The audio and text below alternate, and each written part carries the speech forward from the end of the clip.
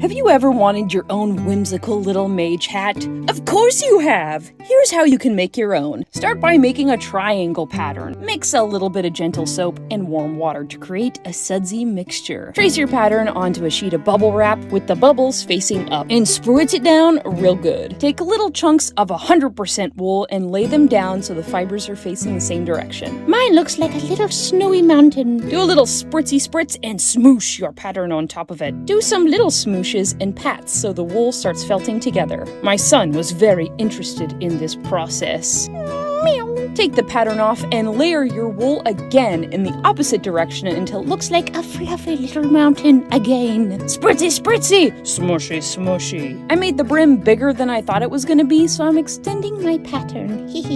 The first side of your hat is now done, so fold the edges over the pattern. This part is so satisfying. We're starting the second side of the hat, so lay down a layer of wool. Smushy smushy, patty patty, and fold down those final edges. This part is satisfying too, only moist. Spritzy spritzy, smushy smushy. And the final layer of wool begins. It's happening! This part is fun. I'm rolling it up with a rolling pin and bubble wrap and rolling it in multiple directions. Take the pattern out and smooth out the seams, then rinse that thing in some warm water. Get out all those suds. Get them out. Now I'm dyeing these bad boys. I went in with this evening blue color, but in my experience, this usually turns out to be more of a blue-gray, which is beautiful. Once they're dry, it's time to shape them. They're pretty malleable, so you can pull on the brims and shape the sides with your hands. And for this one, I was like, oh no, it's broken! And then I was like, wait, that looks like a keyhole, and that's pretty cool. After shaping is done, it's time to enjoy these soft boys.